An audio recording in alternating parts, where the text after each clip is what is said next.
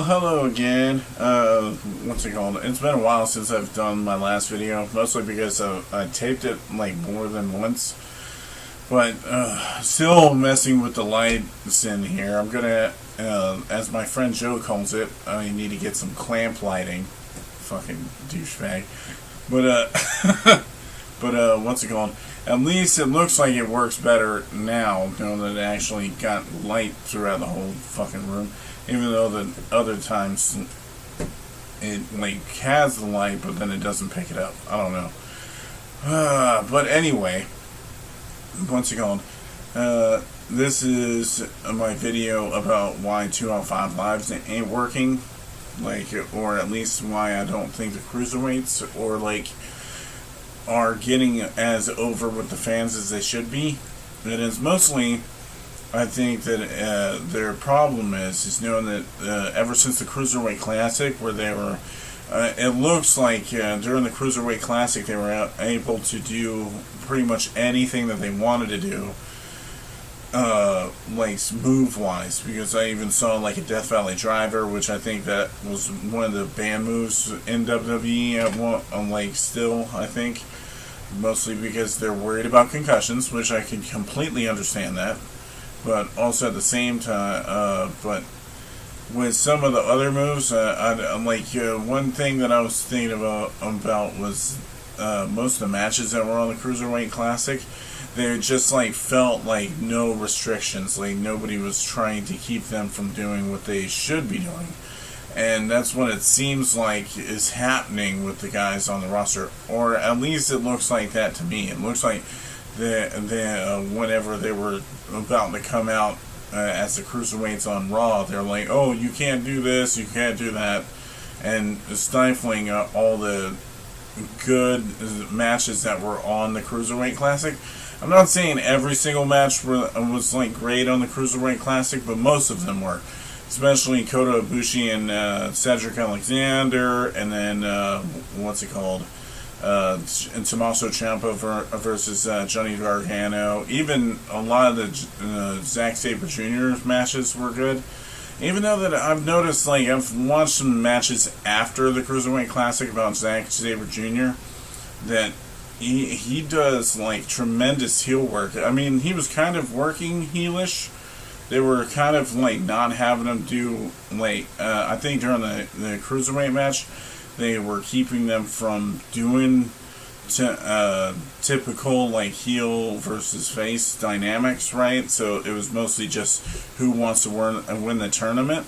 But Zack Sabre Jr.'s matches that I've seen have been tremendously they made me a fan of his just because it looks totally different than most of the technical moves that he was doing mostly in the Cruiserweight Classic. But anyway, I'm getting off track. But most of it is, I think that they're stifling the Cruiserweight guys, and keeping them from doing the moves that got them in WWE in the first place. And same with,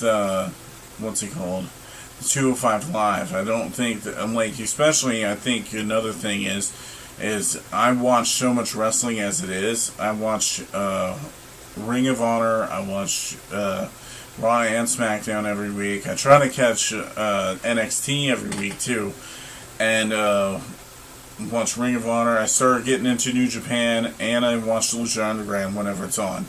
So I have at least 10 hours of the week where I watch wrestling on a given day.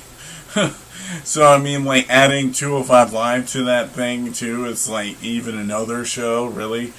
That's why I thought, for real, when they first did 205 Live, where they were saying that they were making them their own show, I thought it was they weren't getting over with the fans enough on Raw, so they were going to completely segregate them onto 205 Live. And that way somebody watches it. I mean, it could have worked like that, but also at the same time it could have had massive drawbacks, and I think that's why they didn't do that. But that's initially what I thought at first. But now it seems I don't know. It's just very complicated, because I think that now it just seems they are just like Raw and SmackDown. And Raw, most of the time, gets very boring for me in certain spots. I still love the wrestling, but then the storylines that they kind of do on certain people, of course, going back to my Roman Reigns video, like a lot of the people that they book or whatever, it's kind of boring to me. Like, it just doesn't make... Like, the wrestling's great, but then, like, I'm trying to get into the same video. Like, that's one thing that was good about the brand split, was because they made it fresh, because there was so many times where I was watching the same match on Raw and SmackDown. I'm like, why am I watching the same match that happened 2 days ago on SmackDown, and then you're going to do another one on Raw again? At least they switch that up. But anyway, and that's what I think is kind of like with 205 Live, is because, granted, they got like, I think about 10 or 12 guys, I don't know for certain, at least 10 or 12 guys that they end up having on the roster, and that doesn't even include for some of the other guys that they could pull up into the cruiserweights, like, eventually, like how they pulled Austin Aries in and Neville. Like, they could do, like, Kalisto, knowing that he's on Raw now, they could definitely transfer him over to the cruiserweights, even give him, like, a heel turn if they wanted to, but now they're, like, have enough heels, I think, knowing that TJ Perkins switched.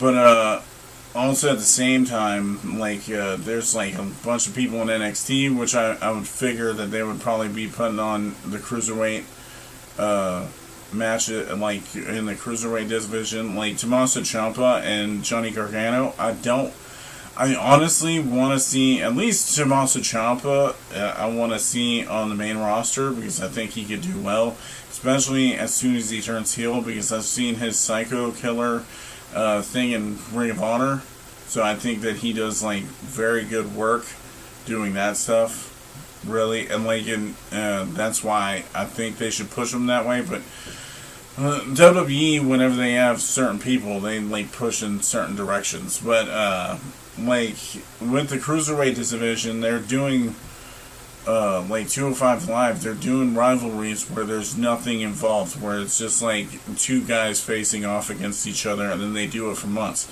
Like Brian Kendrick and Akira Tozawa. I love both guys. They're excellent wrestlers, but also at the same time, how many matches are you going to do every single week until it gets annoying or, like, boring or whatever? Like, right now, it's fine because they're, like, doing stuff on the rules or whatever.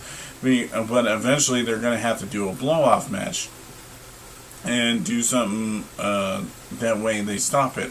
Then they'll come up with, like, some other idea. But it's not, like, nothing's on the line. The only person that has anything is Neville, and that's why I think that they initially should probably involve, like, a tag team belt at least, because, like, on Raw they end up doing all these 3-man and 2-man tag team matches, which is, I also think that that's a drawback. When they first started doing the cruiserweights, they were doing the 3-man tags. I'm like, dude, this does not, like, show, like, what the strengths were, because you were trying to have 6 people in a ring and you're trying to expose them and get them over with people by letting them do their biggest moves, or, like, stuff that is very flashy to get them over, or even hated as a heel. So, like, some of the matches that I saw, it's like you could barely even see anybody. Like Cedric Alexander, where they were, like, such a big thing at the Cruiserweight Classic, right? And you would think that they would do something more with him, but then he sits there, like, I think in the first 6-man tag, he was in for, like, maybe 2 minutes, and it was mostly him getting tagged in, him jumping over the ropes, and doing the planche on people and stuff. I don't remember which one, but, like, he jumps over the ropes, you know, typical, like, cruiserweight or, like, indie wrestler fashion, where they're trying to get pops from the crowd and everything like that. And what's it called? And then he stopped, like, and then that was pretty much it. I think Rich Swann won the match. and this was before, like, I think that was when he was still doing the standing 450. And even on another topic, still involved with it, like, one thing that I thought was really cool with Rich Swann was how he was able to do a standing 450 and be able to pull it out just about anywhere. But then there was one match on SmackDown, or like on Raw, where I'm pretty sure that it was probably the first one, where he botched it and he like landed his knees, I think his knees, on someone. And like it could have been like worse because he would have hit him in the head or something like that. But and it seems like they're like, oh, you can't use that move anymore, and it was his finisher, and now they're like, nope, you got to do that kick to the face, which everybody does a kick to the face now. It seems like everybody either does a super kick or the spinning roundhouse kick, or even like Aleister Black that's wrestling now, he does the Black Mass, which is just a spin kick to the face. I'm not saying that it's not a bad move, but it's not anything different for anybody to be like, holy shit.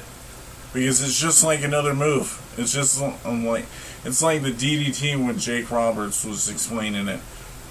Or I think maybe it was Austin too. But they were talking about like how many people use the DDT as a regular move now. Where like you would think that it would put you out like as soon as you were in it. Right? And that's pretty much like, it's kind of like Dirty Deeds from Dean Ambrose now. Where like no matter what, if you get in that move, it's over. And that's what the DDT used to be like. Now it's not even considered like that. And now the super kicks getting like that and stuff like that. So it's taking away from like stuff. Like it's cool to see every once in a while, but everybody's doing the same moves over and over again.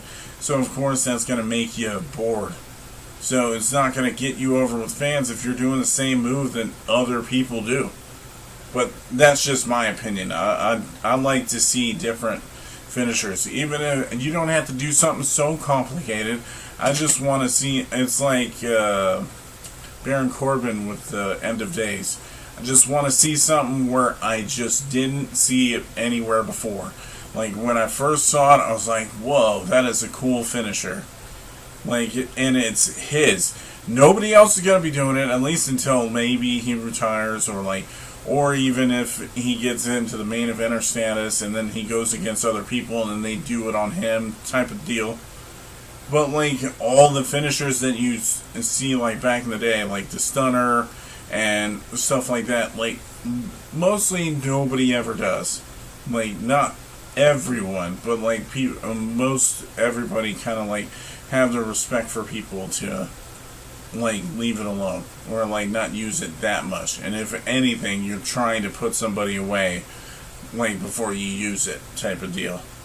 But that's one thing that I think is like harming the cruiserweights, is that you're not doing anything rare and different to show a whole show on. It's just like another Raw or another SmackDown or any other show that they have, like another main event or another Superstars. I don't watch main event or Superstars because it's like the B team. Barely any of the other people. Like now, if I go see them live for like a Raw or something, excuse me, and they tape that like beforehand, then that's fine because it's just a regular match. But some of those guys that they have on the B team, as they pretty much have them, like the lesser over people that they don't really know what to do with, they're on those shows. So it's like they're just like trying to give them something to do, and then that's what I think harms them. That's why a lot of people don't watch it, I think. But if they would just let them do what they were doing in the Cruiserweight Classic, right? Like do the amazing matches. And even if you're doing like certain rivalries where it's just like, I don't know, makes it not old, like stale and stuff, like stuff that you're watching somewhere else. Like that's one thing I like about NXT is that it reminds me of Ring of Honor, the way that they book things and they do the matches.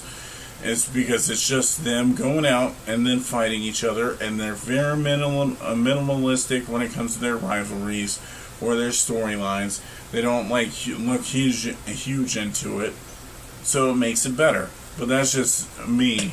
personally.